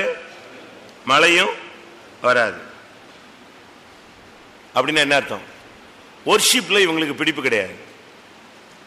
தொழுது கொள்ளுதல்ங்கிறது வொர்ஷிப், ஆராதனை. நம்ம ஆளுங்க பாருங்க, கரெக்டா 10:30 வராங்க. இவங்களுக்கு அந்த கத்தி கித்தி ஆராதிச்சு வொர்ஷிப் பண்றது என்ன செய்யாது, பிடிக்காது. பாட்டுலாம் முடிஞ்சு வொர்ஷிப்லாம் முடிஞ்சு சாட்சி முடியும் போது தான் வருவாங்க. இவங்கெல்லாம் வொர்ஷிப் அவங்களுக்கு பிடிக்காது. ஆராதித்தல்ங்கிறது முக்கியமா ஆராதனை. அதுக்கு பேரு என்னதுதான்? பரிசுத்த ஆராதனை. அதனுடைய மெயின் போர்ஷனே இதுதான், அந்த வொர்ஷிப் தான். முழங்கால போட்டு ஆவியில் நிறைஞ்சு ஆவியானவர் நம்மோடு பேசி, நம்ம ஆவிண்டவர்கிட்ட பேசி நல்ல பலி, ஜீவ பலியாய் ஒப்பு கொடுத்து ஆவியில நிரம்பி களி கூர்ந்து விடுதலை, சுகம், சௌக்கியத்தை பெற அந்த வொர்ஷிப் டைம் தான் முக்கியம். ஆனா எகிப்தின் ஆவி எங்க வராது? தொழுது கொள்ள வராது. தொழுது கொள்ள வராதனால அபிஷேகம் இல்ல, மழை பெய்யாது. நல்ல அபிஷேகம் இருக்கணும். எபிரேயன்னா நல்ல ஒரு அபிஷேகம், சம்பூர்ண மழை, ஆசீர்வாதமான மழை. வயசு வித்தியாசம் இல்லாம ஆவியானவர் இறங்கி நமக்குள்ள ஆளுகை செய்யும். உனக்கு வொர்ஷிப் இல்லைன்னா எப்படி கர்த்தர் அபிஷேகம் கொடுப்பாரு? நீங்க மற்ற சபைகள்ல இல்ல இந்த சிடிஸ், இந்த புக்ஸ்ல எல்லாம் பாருங்கன்னா பாத்தீங்கன்னா ஆயிரக்கணக்கான ஜனங்கள் எப்படி வொர்ஷிப் பண்றாங்க, கண்ணீர் விடுறாங்க. பாத்திருக்கீங்களா? கையை உயர்த்துறான், முழங்கால போடுறான், கத்துறான், அப்படியே தார தாரையா தண்ணி கண்ணீர் ஒழுகுது. நம்ம இதுல பார்த்தா 3வது பாட்டு முடியும் போது முக்காடை போட்டு தலை கீழே மண்ணுக்குள்ள போயிடுவாங்க. ஒரு சில பிரதர்ஸ்லாம் அப்படியே வாழ்க்கையே போன மாதிரி உட்காந்துருப்பான். வாழ்க்கை போனவனுக்கு வாழ்க்கை கொடுக்கறது தான் வொர்ஷிப்பு. இங்க வர்றதே எதுக்கு தான்? ஹாஸ்பிட்டல் போறது எதுக்கு? சுகமடைய. தேவ சமூகத்துக்கு வர்றது நம்ம எதுக்குது? நமக்கு எதுக்கு தான் வரோம்? சுகமடையத்தான். ஆத்மாவில் ஒரு சுகம், சரீரத்தில் ஒரு சுகம், ஒரு உற்சாகமான ஆவி தாங்கும்படி செய்யறது, தேவ சமூகத்தில் வர்றதே நம்ம உயிர்ப்பிக்கப்படுறதுக்கு தான். கர்த்தருடைய வார்த்தை கேட்கும் போது, ஆவியானவர் வரும்போது, அதை விட்டுட்டு வொர்ஷிப்பே பண்ணாம சும்மா உட்கார்ந்துட்டு கடைசியில் பார்த்தீங்கன்னா வொர்ஷிப்பும் கிடையாது, அபிஷேகமும் கிடையாது, எம்டி. எல்லாரும் கண்களை மூடுவோம். எகிப்தின் ஆவி, எகிப்தியருடைய ஆவி நமக்குள்ள இருக்கா? நான் இப்ப சொன்னதெல்லாம் எனக்குள்ள இருக்கலாம், நமக்குள்ள இருக்கலாம், உங்களுக்குள்ள இருக்கலாம். இது அவங்களுக்குரியது, இது இவங்களுக்குரியதுன்னு நீங்களே டைவர்ட் பண்ணி விட்டுறாதீங்க. எல்லாம் கர்த்தரை உன்னை நேசித்து உனக்கும் எனக்கும் சொல்ற தனிப்பட்ட வார்த்தைகள். ஆண்டவரே, நான் எவரேனா இருந்தும் எகிப்தின் ஆவிக்கு நான் இடம் கொடுத்துடக் கூடாது. யோசேப்பு எகிப்தில் இருந்தான், ஆனால் அவன் எகிப்தியனாய் மாறவில்லை, அவன் எபிரேயனாகவே இருந்தான். யாக்கோபு எகிப்துக்கு போனான், அங்கே அவனை அடக்கம் பண்ணவில்லையா, அவன் தன்னுடைய ஸ்தானத்துக்கு வந்து விட்டான். நாம் இந்த உலகத்தில் இருந்தாலும் இந்த உலகத்தார் அல்ல. நமக்குள்ள எகிப்தின் ஆவி வேலை செய்யக்கூடாது. கொஞ்ச நேரம் எல்லாரும் தாழ்த்துவோம். ஒரு 10 நிமிஷமோ 15 நிமிடமோ நான் சொன்ன 20-25 பாயிண்ட்களையும் அப்படியே உங்க மனத்திரையில ஓட விடுங்க. இல்ல எது உங்களுக்குரிய வார்த்தை, உங்களை சீர்படுத்துறதுக்கு வந்த வார்த்தைன்னு பாருங்க. சீல் உள்ள இருந்தா எந்த இடத்துல இருந்தாலும் பிதிக்கு வெளியே எடுத்துருங்க. சமாதானம் சமாதானம் என்று சொல்லி என் ஜனத்தின் காயத்தை மேல் பூச்சாய் பூசுகிறார்கள். அப்படி கர்த்தர் நம்முடைய மத்தியில பேசுறதுக்கு இடம் கொடுத்துறாதீங்க. சீல் பிதுக்கப்படட்டும், பூரண சமாதானம் வரட்டும். நீங்கள் மௌனமாய் திரும்பி போய் இயேசுவை மறுபடியும் சிலுவையில் அறைந்து விட வேண்டாம். பைபிள்லாம் மூடி, டைரிலாம் மூடி வச்சுட்டு முழங்கால போட்டு கொஞ்ச நேரம் தேவனுடைய சிங்காசனத்தை பார்த்து, கிருபாசனத்தை பார்த்து, விடுதலையும் கிருபையும் இரக்கத்தை நாம் பெற்றுக்கொள்வோம்.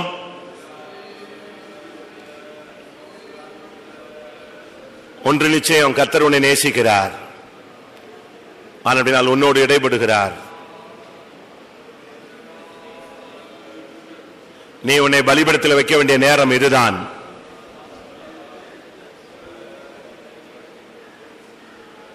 நீ ஈசாக்கா இருக்கலாம், ஆனால் பலிபீடத்தில் இன்றைக்கு உன்னை வைக்க வேண்டும்.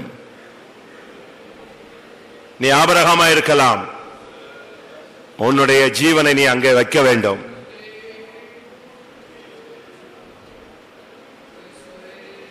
கொஞ்ச நேரம் நாம் பிரியமானவர்களே பயன்படுத்துங்கள். கர்த்தரை நோக்கி பாருங்கள், முழங்கால் போடுங்கள், தேவனை நோக்கி கூப்பிடுவோம். கொஞ்ச நேரம் எகிப்தின் ஆவி, எகிப்தின் சுபாவம், எகிப்தின் தன்மை, தாக்குதல்கள் நமக்குள்ள இருக்கிறதா என்பதை ஆராய்ந்து பார்க்க வேண்டிய நேரம் வந்துவிட்டது.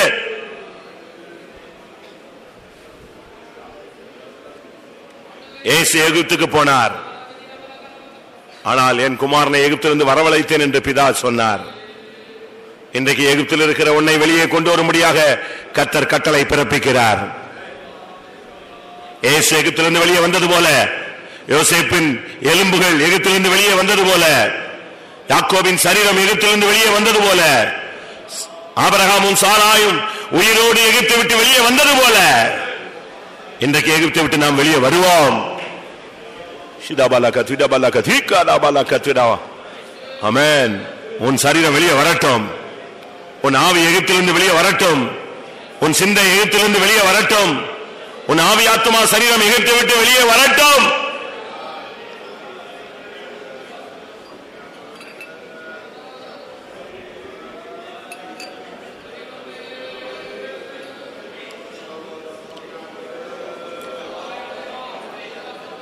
போத்திபாருடைய மனைவி ஆவி வேண்டாம், விலைக்கு வாங்குகிற சுபாவம் வேண்டாம், மற்றவர்களை அடிமைப்படுத்துகிற சுபாவம் வேண்டாம். அவனோடு சாப்பிட மாட்டேன், இவனோடு சாப்பிட மாட்டேன் என்கிற எகிப்திய ஆவிக்கு இடம் கூடாதிருங்கள். மற்றவர்களை அருவருப்பாய் எண்ணாதிருங்கள், மற்றவர்களை கொடுமையாய் நடத்தாதிருங்கள், மற்றவர்களை அடிக்காதிருங்கள். பொன்னுடைமைகள் நமக்கு தேவையில்லை. ஒரு பிரச்சனை முடிந்தவுடனே மறுபடியும் அதையே தொடர்ந்து பேசிக் கொண்டிருக்க வேண்டாம். தலைச்சனை இழந்து போகாதிருங்கள். எகிப்தின் வியாதிகளுக்கு இடம் கூடாதிருங்கள். எகிப்தின் வாதை நமக்கு வேண்டாம். இருதய கடினத்தை முடிவுக்கு கொண்டு வாருங்கள். சதையான இருதயத்தை பெற்றுக் கொள்ளுங்கள். பயத்தின் ஆவியை தள்ளிவிடுங்கள். சண்டையின் ஆவியிலிருந்து வெளியே வாருங்கள். டிப்ரஸ்ட் ஆகாதிருங்கள், சோர்ந்து போகாதிருங்கள். வேசித்தனத்தின் ஆவிக்கு விலகியிருங்கள். உலக சாஸ்திரங்களுக்கு இடம் கூடாதிருங்கள். பாவத்தை துணிந்து செய்யாதிருங்கள். நமக்குள் கூக்குரல் வேண்டாம். உலக மெல்லிய வஸ்திரம் வேண்டாம். கலக்கம் நமக்கு தேவையில்லை. ஆராதனைக்கு இடம் கொடுங்கள். பரிசுத்தாவின் மலை இறங்கட்டும்.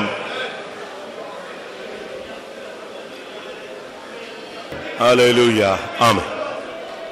வேத வசனத்தின் வெளிச்சத்தில் எகிப்தியருடைய ஆவியினுடைய தாக்குதல், சுபாவங்களுடைய தாக்குதல், அவர்களுடைய செயல்பாடுகளுடைய தன்மைகள் நமக்குள் இருக்கிறது என்பதை நாம் உணர்வோமானால் அறிக்கையிட்டு நாம் தேவனோடு நெருங்கி வருவது நல்லது. இந்த நேரத்தை நாம் பயன்படுத்திக் கொண்டு கர்த்தருடைய சமூகத்தில், கர்த்தாவே, எகிப்தின் ஆவி எனக்குள் வேண்டாம், நான் அதை அறிக்கை செய்து விட்டு விடுகிறேன். என்னை ஒரு எபிரேயனாக, இந்த உலகில் நான் ஒரு பரதேசியாக ஓட்டத்தை முடிக்க வாஞ்சிக்கிறேன். ஆண்டவரே, எகிப்தியனாய் நான் மூழ்கி போகக்கூடாது. ஆமென். எத்தனை பேர் எப்படி வாஞ்சிக்கிறீர்கள்? அப்படிப்பட்டவர்கள் அறிக்கை இடலாம். ஹல்லேலூயா.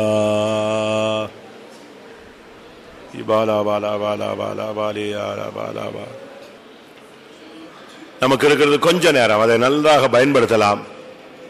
நீங்க பயப்படாதீர்கள். இந்த எகிப்தின் ஆவி மறுபடியும் பின்தொடருமோ என்று நீங்கள் பயப்பட வேண்டாம்.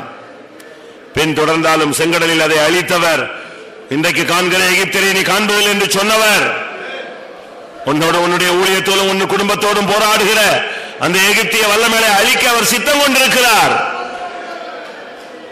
அன்றைக்கு செங்கடலில் அவர்கள் மூழ்கடிக்கப்பட்டது போல பரிசுத்த ஆவியானவரால் இன்றைக்கு அழிக்கப்படட்டும். ஆவியானவருக்கு இடம் கொடுங்கள் பிரியமானவர்களே. ஹல்லேலூயா. உன்னை கொண்டே அந்த வல்லமையை கர்த்தர் அழிப்பார். உனக்குள்ள இருக்கிற அபிஷேகத்தின் வல்லமையை கர்த்தர் ஜெயம் எடுப்பார். அப்படிப்பட்ட ஒரு வல்லமை இறங்கட்டும். ரிபாலாபாலி காராபாலா கத்துராமானியா.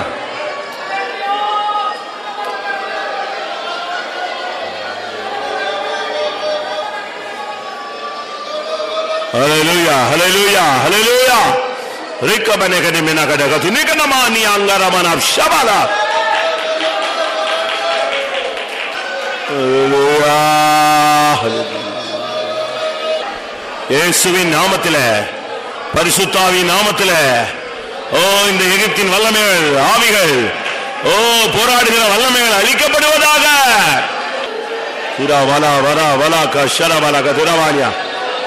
ஒவ்வொரு தரமும் நீ அந்நிய பாஷை பேசும் பொழுது ஒவ்வொரு எகிப்தின் ஆவி அழிக்கப்பட வேண்டும். சதன ஹரதினையா லேமா ஹாரியாரா தோத்ராம் தோத்ராம் தோத்ராம் லேகபனமாகா ஷதா தினா டபல பல பல பல மங்கர பல கரிபே கர பல கர பகர அக்னியா இறங்கி சுட்டறியும். எகிப்தின் வல்லமை அழிந்து போகட்டும். ஆமா. உங்கள் எத்தனை பேர் எகிப்தின் சக்தியை தள்ளிவிட்டு நீங்கள் ஒதுங்கி வந்து விட்டீர்கள்? எத்தனை பேர் அந்த எகிப்தின் சக்திகளை கர்த்தர் அழிப்பதை ஆவியிலே உணர்கிறீர்கள்? கர்த்தர் ஒரு திட்டவட்டமான செயலை அநேகருக்குள் நடப்பித்துக் கொண்டிருக்கிறார். அந்த எகிப்தின் வல்லமை சங்கரிக்கப்படுகிறது. எகிப்தின் தலைச்சென்னை கர்த்தர் அழிக்கிறார். உனக்கு விரோதமாக எழும்பின வல்லமை சிங்காசனத்தில் இல்லை.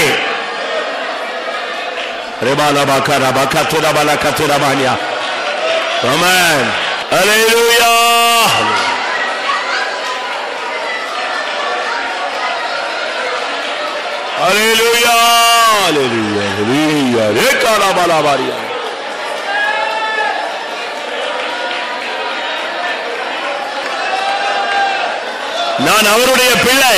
ஹல்லேலூயா. அவருடைய நாமம் எனக்கு தரிக்கப்பட்டிருக்கிறது. நான் அவருக்கு சொந்தம். நான் எகிப்துக்கு சொந்தமானவன் அல்ல, நான் கானானுக்கு சொந்தமானவன்.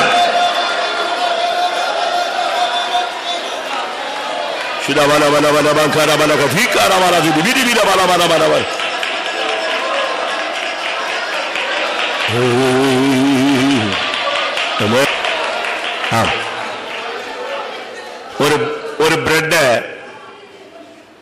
ஜாமுக்குள்ள இல்லாவிட்டா ஒரு எதுக்குள்ளேயோ தோய்த்தால் எப்படி இருக்கும்?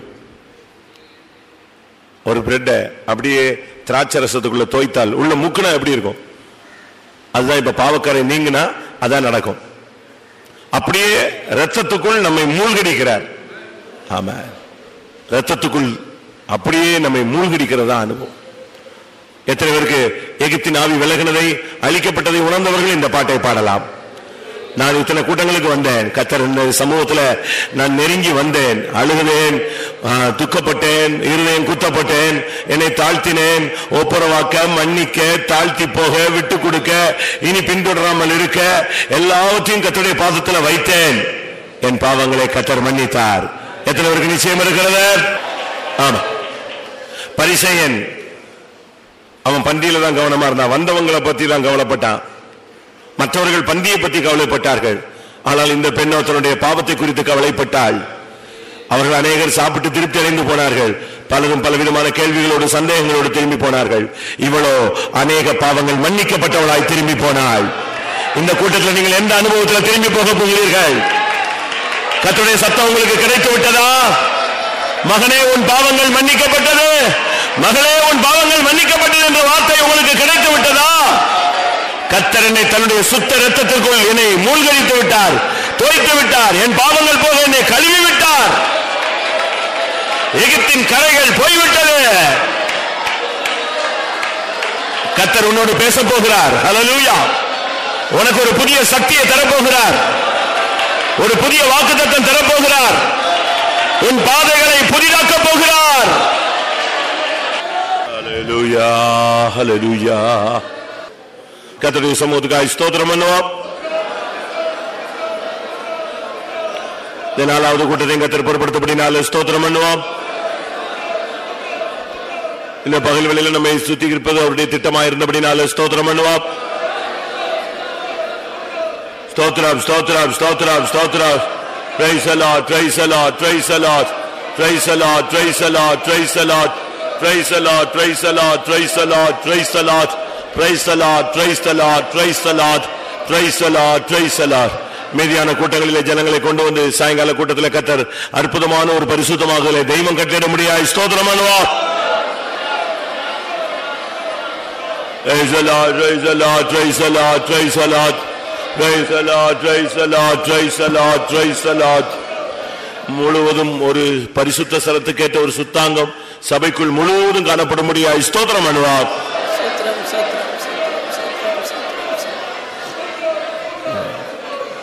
எல்லா மகிமையும் அவருக்கே செலுத்தி ஸ்தோத்திரம் பண்ணுவோம். ஜெபம்.